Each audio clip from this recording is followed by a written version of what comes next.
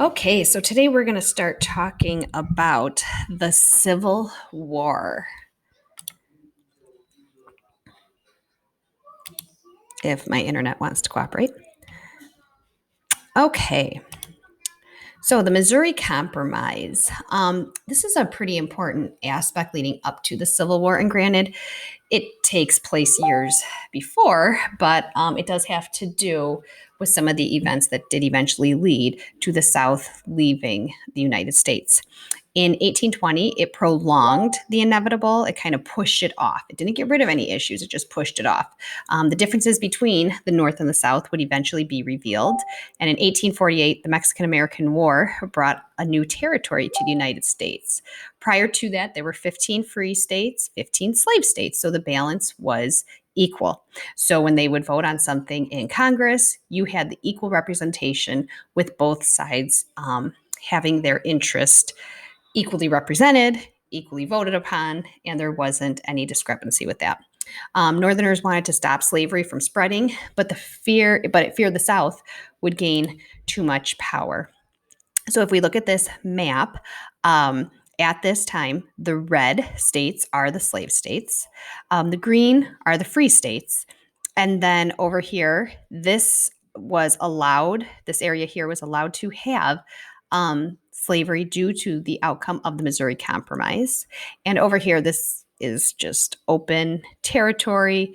Nothing over here is a state yet, but it is able, the slavery is not allowed there. The Wilmot Proviso in 1846, Representative David Wilmot from Pennsylvania proposed to Congress a ban on slavery in all territories that might become part of the United States. So that would be that area that we looked at right here. The proposal became known as the Wilmot Proviso. It passed in the House of Reps, but it did not pass in the Senate. But the importance of the Wilmot Proviso, why it is such a key event leading to the Civil War, is that it brought about great concern in the South that supporters of slavery viewed it as an attack on slavery. They thought that the North was trying to attack their way of life. Popular sovereignty is an idea that people start spreading at this time. The Democrats and the Whigs are not taking a firm stand on slavery. They wanted support in the North and the South in the 1848 election. So Senator Lewis Cass of Michigan, he was the Democratic presidential candidate. He proposed letting people in each new territory or state decide for themselves whether to allow slavery.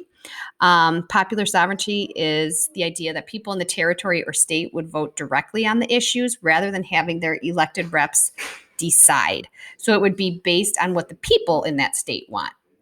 Okay, it would not be the representatives making that choice for them. The Whigs and Democrats want to take a stronger stand against the spread of slavery. So in August of 1848, they both joined to form a new party called the Free Soil Party. It called for territory gained from the Mexican-American War to be free soil, that the place where slavery would be banned. So therefore, there could not be slavery anywhere in the land that was gained from the Mexican-American War. Former President Martin Van Buren was their candidate. He did not win the election, but he did win enough votes to keep Cass from winning. So General Zachary Taylor was a Whig, and he was elected. And he was the hero of the Mexican-American War. And as we saw throughout history so far, the things that we've talked about, usually during this era, war heroes have a better chance of winning an election because people see them as natural leaders. Also at this time, you're going to have the California Gold Rush, and that's going to bring about more problems as far as keeping the balance between free and slave states. The discovery of gold causes a surge in California's population, and now there is enough people to become a state. So right now we have 15 free, 15 slave. But California will disrupt that balance if they become a state. The North obviously is going to want it as a free state because most of the territory lies north of the Missouri Compromise line.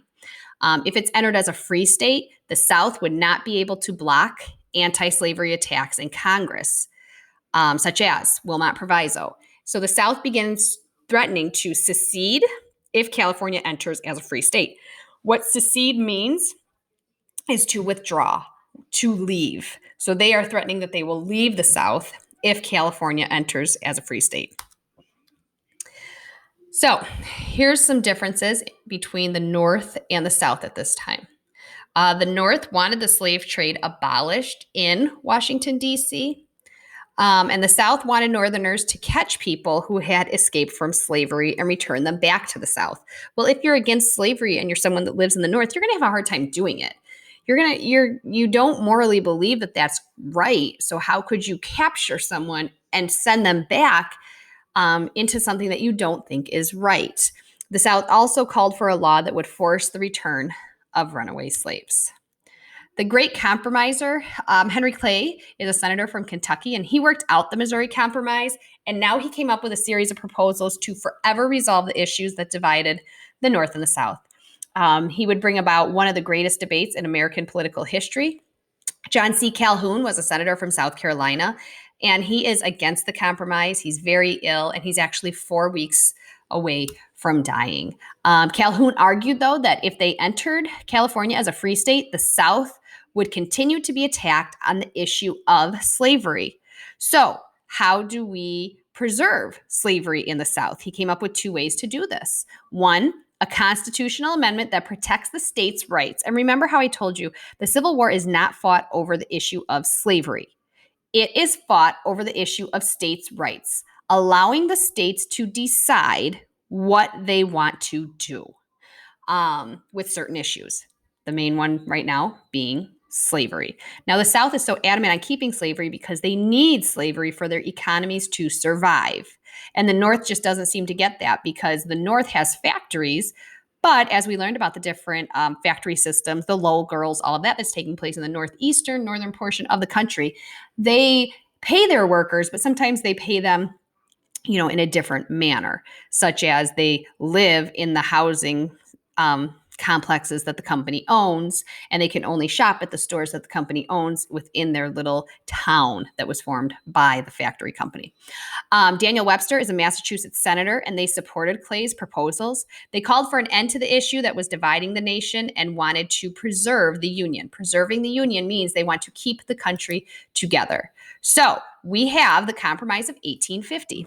In September of 1850, Congress passed 5 bills that was based on Clay's proposals, and it became known as the Compromise of 1850. California is admitted to the Union as a free state. So obviously, this is going to upset some of the southern states. You will need to know these 5 portions of the Compromise of 1850 for the upcoming assessment. So the first, like I said, California is going to be admitted as a free state. Slave trade is banned in Washington, D.C. So those 2 things right there are going to make the northern states happy. Popular sovereignty is used to determine the issue of slavery in the new territory from the Mexican-American War. So that should make both sides happy, the North and the South. When the new territories applied to become a state, people in the state would vote on the issue of slavery. So the northern states are thinking, well, that's great because everybody's going to vote to be a free state. And the southern states are thinking, well, that's great because people are going to choose and vote to be a slave state. And it allowed the Fugitive Slave Act to be passed. Now, what is the Fugitive Slave Act of 1850? Well, it's a tough new fugitive slave law given to the South in the Compromise of 1850 because they agreed to the banning of the slave trade in Washington, D.C. So since they said that's fine, we will not have slaves traded in Washington, D.C., Congress gave them this that they thought would make them happy. It allowed government officials to arrest any person accused of being a runaway slave. There was no right to a trial, and the only thing needed to strip them of their rights was for a slaveholder or any white witness to swear that the suspect was the slaveholder's property. It required Northern citizens to help capture the accused runaways. The North will react to this. It was outraged that the people would be deprived of their freedoms. So taking African Americans to the South and ripping them from their lives in the North, because some had lived in the North for 20 years, had careers, and established lives in the North. So now they're going to be thrown back into slavery without a trial. Calhoun hoped that the fugitive slave law would force the North to realize that the slaveholders had rights to property, because remember, slaves are not viewed as people. slaves are viewed as property, which is very sad to think that an individual is not thought of as an actual person rather than just a piece of something that somebody owns. Instead, it convinced more Northerners that slavery was evil. At the same time, you have Uncle Tom's Cabin that is kind of showing people, passing the knowledge, the stories that, slavery can be evil and brutal. Harriet Beecher Stowe was a daughter of an abolitionist, and in 1852, she published the novel Uncle Tom's Cabin. It's about an enslaved man who was abused by a slave owner and dies after a severe beating. It becomes a bestseller in the North, and people are shocked that this is how brutal slavery is. So it just pushes them to be more against slavery. It became a human moral problem facing every American that if you didn't fight against slavery, then you were a bad person because look at how brutal these people are being treated. The book outraged white Southerners because they said it was propaganda to make people think that slavery was awful. Now remember, slavery was awful in many, many cases on many plantations in the South. But some did treat their slaves in a more respectful manner. Whether that was letting them live in the house or giving them a little bit of freedom. Not everybody was beaten on a daily basis, so I don't want you to think that, but still slavery, yes, obviously, is bad. They said it did not give a fair and accurate picture of the lives of slaves, and in some cases, that's probably true. Senator Stephen Douglas is a senator from Illinois. He was eager to develop the lands west of his state of Illinois, our state of Illinois, and he's hoping for a railroad to be built from Illinois through Nebraska territory to the Pacific coast because of that booming gold rush that is taking place. He suggested forming two new territories. Those would be Kansas and Nebraska. Now, the South was against it because they were both located north of the Missouri Compromise line. Douglas proposed slavery in both be decided through popular sovereignty, so through the people deciding what they wanted in their own territories. So in 1854, the Kansas-Nebraska Act would be passed. In a way, it kind of undid the Missouri Compromise. The South supported it because they were confident that slave owners from Missouri would move across the border into Kansas and hopefully helping it to become a slave state. But the Northerners were outraged because they believed Douglas betrayed them by reopening that issue of slavery in the territories, that they should have just left it alone because the Missouri Compromise said any area that might become a state, such as the territories, slavery is outlawed. Well, by him saying this, then he's saying, oh, ignore the Missouri Compromise. Maybe it can become a slave state. After months of debate, the act was passed, and Douglas predicted that the slavery question would be forever banished from the halls of Congress. So he thought that this was the answer. We would not have to deal with that again. But after the Kansas-Nebraska Act was passed, pro-slavery and anti-slavery settlers flooded into Kansas. They wanted to have a majority of support when the time came for a vote. So in March of 1855, thousands of Missourians entered Kansas. Kansas only had 3,000 voters, but at that time, then, there's nearly 8,000 votes that were cast on Election Day. So 5,000 people flooded into Kansas saying they lived in Kansas to cast a vote.